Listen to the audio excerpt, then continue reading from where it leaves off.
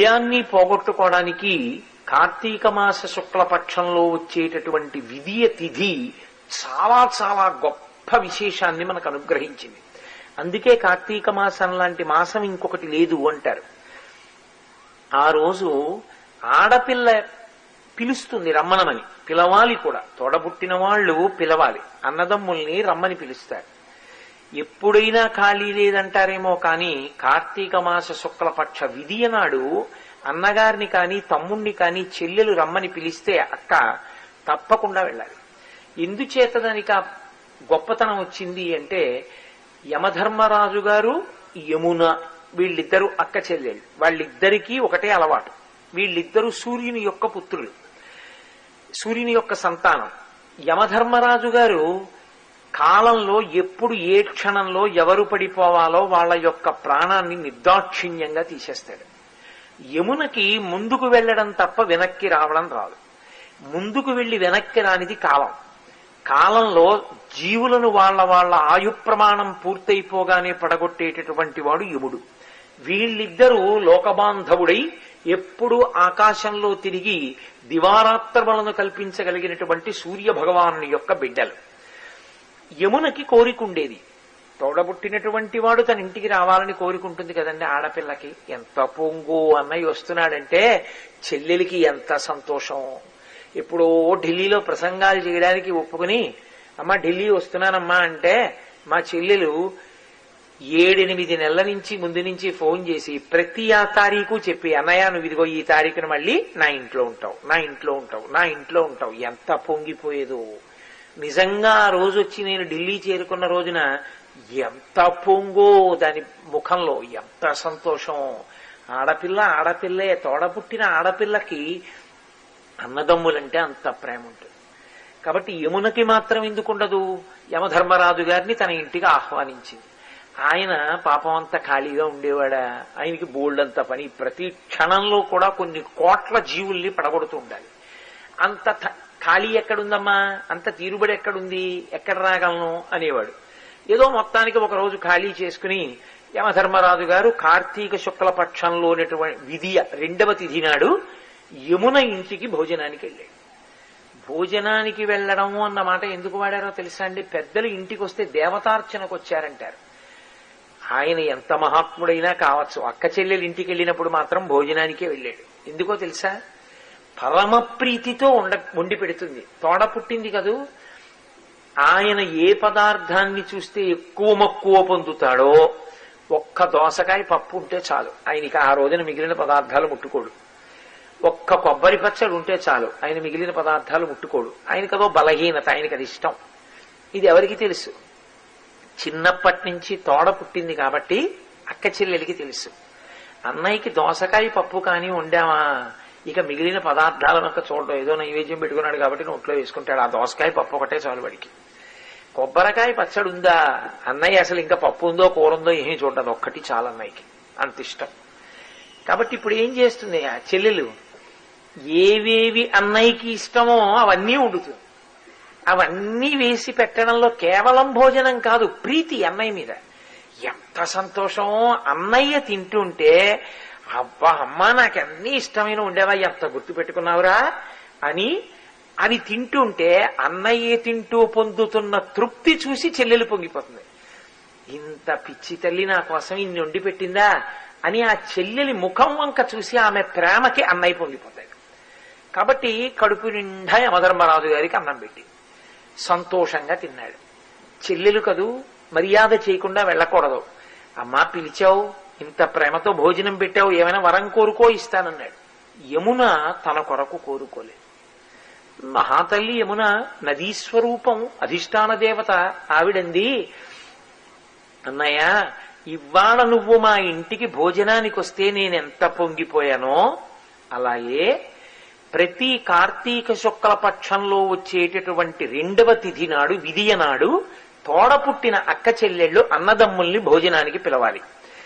ఏ అన్నదమ్ముడు అక్క చెల్లెలు ఇంటికి వెళ్లి ఆ రోజున భోజనం చేసి సంతోషంగా అక్క చెల్లెలతో మాట్లాడతాడో, అలా మాట్లాడినటువంటి అన్నదమ్ముడు అలా అక్క చెల్లెలింటికి వెళ్లి భోజనం చేసిన వాడికి అపమృత్యు దోషము కలగకుండుగాక వాడికి నక్షత్రానికి గండకాలం వచ్చినా అది తప్పిపోవాలి. నువ్వు నా ఇంటికి వస్తే నీ పొంగిపోయినట్టే మళ్లీ ఏడాది మళ్లీ ఏడాది మళ్లీ ఏడాది ఆ అన్నయ్య అలా రావాలని చెల్లెలకు ఉండదు. అందుకని చెల్లెలి కోసం అన్నయ్యలకి తమ్ముళ్ళకి అందరికీ వరం ఇయ్యండి. ఆనాడు యమున కోరింది కాబట్టి పురుష జాతికి అంతటికీ అదృష్టం దక్కింది. ఆయన అన్నాడు, వెళ్ళిపోతూ వెళ్ళిపోతూ ఒక మాట అండండి, వచ్చిన వాడిని భోజనం పెట్టి వెళ్ళిపోన్నాయా అంటుందా? ఒక్కరోజు ఉండమంటుంది. అథవా ఆయన ఉండకపోయినా ఆయన ఒక మాట అంటాడు, అమ్మా ఒకసారి రా పుట్టింటికి ఎన్నాళ్ళయిందో అంటాడు. మీరు గమనించారో లేదో, అన్నయ్య ఇంటికి వచ్చి వెళుతూ వెళుతూ బావగారు చెల్లెల్ని తీసుకెళ్ళి ఒక 2 రోజులు ఉంచుకుని పంపిస్తాను పంపించండి అన్నాడు అనుకోండి, వచ్చావు కదన్నయ్య అందో సంతోషంగా అన్నయ్యతో మళ్ళీ పుట్టింటికి వెడుతుంది. అందుకే ఆ అనుబంధంలో ఉన్నటువంటి ఆత్మీయత అటువంటిది. అన్నా చెల్లెళ్ల మధ్య అనుబంధం ఆత్మీయత. కాబట్టి 3వ తిథి అంటే పక్కనే వచ్చినటువంటి తదియ సోదరి తృతీయ అంటారు.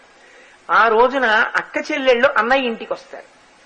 అక్క చెల్లెళ్ళు అన్నయ్య ఇంటికి వస్తారు కనుక అన్నయ్య ఏం చేయాలి? తమ్ముడు అక్క చెల్లెలకి కానుకలు ఇవ్వాలి. ఏం కానుక ఇవ్వాలి? తనకేది ఉంటే అది, ఒక చీరో సారు మధుర బంజుల భాషలను ఆదరించుటో. పోతన గారు అంటారు, పోనీ నీకు పెద్ద ఐశ్వర్యం లేదు, ప్రేమతో మాట్లాడవయా. కూర్చుని అక్క చెల్లెల దగ్గర మన ఇద్దరం కలిసి అంత ప్రేమగా పెరిగామే, ఇద్దరం కలిసి స్కూల్కి ఎలా పరిగెత్తే వాళ్ళం, మన ఇద్దరం దాక్కునే ఆట ఆడుకుంటున్నప్పుడు నేను కనపడకుండా దాక్కుంటే నువ్వు 1/2 గంట నా గురించి వెతికి అన్నయ్య కనపట్టలేదు అని ఏడుస్తూ అమ్మ దగ్గరికి వెడితే నీకు కనపడకుండా అదిగోనే ఫలానా హార్మోనియం పెట్టి వెనకాతలు దాక్కున్నాడు వాడు అంటే ఆ పెట్టి చాటుకు వచ్చి చూసుకుని అన్నయ్య దొరికాడని కాదు, ఏదో అన్నయ్య కనపడకుండా పోయిన వాడు దొరికినంత నువ్వు సంతోషపడిపోతే ఆ రోజున మన ఇద్దరం ఎంత సంతోషించాం అని మళ్లీ పాతకాలం బాల్యం మాట్లాడుకుంటుంటే ఆ చెల్లెలు ఎంత పొంగిపోతుందో. కాబట్టి నువ్వు పెట్టలేకపోవచ్చు, మధుర మంజుల భాషలను ఆదరించుటో చేయక అంటారు. కనీసం అదన్నా చెయ్యాలి. నీకుంది, నువ్వు చక్కగా చెల్లెలితో కలిసి ఆ రోజున ఇష్టమైన పదార్థాలతో కలిసి భోజనం చెయ్యి. కాదు, ఆమెకింత పసుపు కుంకమి, ఇన్ని గాజులు, ఒక చీర పెట్టు, 2 రవికిల బట్టలు ఉంచు, వస్త్రద్వయం, ఒక బట్ట ఇవ్వకూడదు, 2 ఇవ్వాలి. అందుకని చీర రవికిల బట్ట, లేకపోతే 2 రవికిల బట్టలు. పరమ సంతోషాన్ని పొంది అక్క చెల్లెలు ఇంటి నుంచి వెళ్ళిపోతుంది. అక్క చెల్లెలు అలా సంతోషించి వెళ్ళిందా నీ ఇల్లు ఊటబాగవుతుంది. ఎంత మట్టి తీస్తే అంత జలొచ్చినట్టు ఏ ఇంట అక్క చెల్లెలు సంతోషించి వెళుతుందో ఆ ఇంట అంత ఆనందాన్ని పొందుతుంది పరదేవత. కాబట్టి సోదరి తృతీయ మీకు కేవలం భగవత్ సంబంధమైన ఆరాధన మాత్రమే ఉంటుంది మిగిలిన నెలల్లో. ఈ మాసానికి ఉన్న గొప్పతనం ఏంటంటే శుక్లపక్షంలో విధియనాడు తదియనాడు చేసేటటువంటి ఆరాధన పరదేవత యొక్క అనుగ్రహాన్ని మీకు తెచ్చిపెట్టడం ఒక వంతైతే సాంఘికమైనటువంటి అనుబంధములు పెంపొందడం ఒక ఎత్తు. ఏదో పెళ్ళయ్యే వరకు అన్నా చెల్లెలు కలిసి ఉంటారు, ఆ తర్వాత పెళ్లిళ్ళు అయిపోతాయి, ఎవరి గొడవ వాళ్ళది. అన్నయ్య ఇంటికి వెళ్ళి 1-2 రోజులు ఉండడం చెల్లెలికి కష్టం, అన్నయ్య చెల్లెలింటికి వెళ్ళి 4 రోజులు ఉండడం అన్నయ్యకి కష్టం. ఎవరి పనులు వాళ్ళవి, ఎవరి గొడవలు వాళ్ళవి. 50 ఏళ్ళు వచ్చేసాయి అన్నయ్యకి, ఏ 43 ఏళ్ళో 44 ఏళ్ళో వచ్చేసాయి చెల్లెలికి. ఇంకెన్నాళ్ళు ఉంటాడు అన్నయ్య? మహా ఉంటే ఓపిగ్గా తనంత తాను చెల్లెలి ఇంటికి వెళ్ళగలిగినంత ఓపికతో ఉండేది ఇంకొక 15 ఏళ్ళు. సంవత్సరానికి 4 రోజులు వెడతాడనుకుంటే 15×4 60 రోజులు. ఇక ఈ జన్మకి ఒకే తీగ పువ్వులుగా ఉన్నటువంటి ఆ అన్నా చెల్లెళ్ల జీవితంలో అన్నయ్య అని ఆమె పిలిచేది, చెల్లెలా అని ఈయన పిలిచేది, వాళ్ళిద్దరూ కలిసి సంతోషంగా కూర్చుని మాట్లాడుకునేది 2 నెలలు మాత్రమే అని జ్ఞాపకం పెట్టుకున్న నాడు అసలు ఆ అన్నా చెల్లెళ్ల అనుబంధం ఎంత మాధుర్యంతో కూడుకున్నదో, అక్కా తమ్ముళ్ల జీవితం ఎంత ఆత్మీయతతో కూడుకున్నదో, ఈ పాటి కలుసుకునేదానికి ఆ 2 నెలల్లో మళ్లీ రాత్రి పడుకుంటారు. వెళ్ళి ఆ చెల్లెలింటికి వెళ్ళినా చెల్లెలు అన్నయ్య ఇంటికి వచ్చినా 24 గంటలు కలిసి ఉండరుగా, రాత్రి పడుకోవాలి. ఇక మిగిలింది నెల, రాత్రులు తీసేస్తే ఆ నెలలో ఎవరి భోజనం వాళ్ళు చెయ్యాలి, లేదా ఎవరి పనిలోకి వాళ్ళు ఎడుతూ ఉండాలి, స్నానం చేస్తూ ఉండాలి, వస్తూ ఉండాలి, వాళ్ళ పిల్లల వ్యవహారం చూసుకుంటూ ఉండాలి, అప్పుడప్పుడు వచ్చి కూర్చుంటూ ఉండాలి.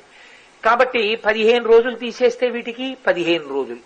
ఈ 15 రోజుల్లో దెబ్బలాడుకోకుండా, అక్కర్లేని విషయాలు ప్రస్తావనకి తెచ్చుకోకుండా సంతోషంగా ఇద్దరూ మాట్లాడుకునేటటువంటి రోజులు ఒక్క 10 రోజులు. కాబట్టి 50 సంవత్సరముల వయసు వచ్చేసిన అన్నగారు ఈ జన్మకి ఇంక చెల్లెలితో సంతోషంగా అన్నయ్య ఒరే అన్నయ్య ఒరే అన్నయ్య అని వెంటపడే చెల్లెలతో గడిపేది, అథవా తనకి ఓపిక ఉండగా ఆ ఓపికతో ఉండి చెల్లెలింటికి వెళ్లి మాట్లాడేటటువంటిది కేవలం ఇంకా 10 రోజుల సమయం.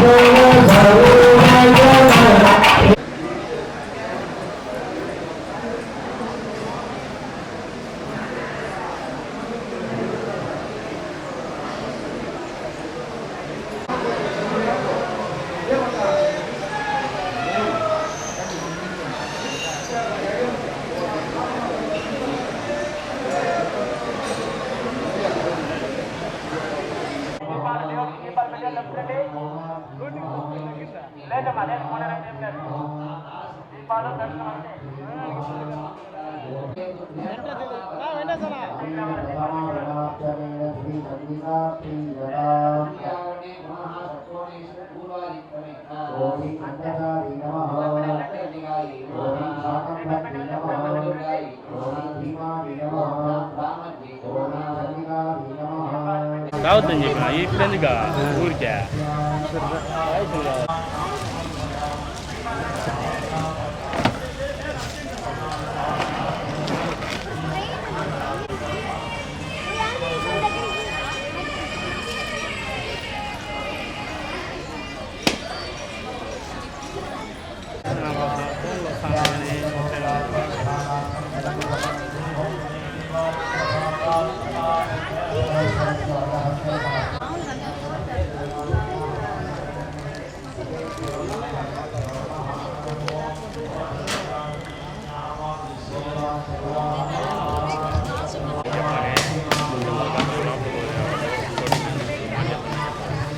అయ్యో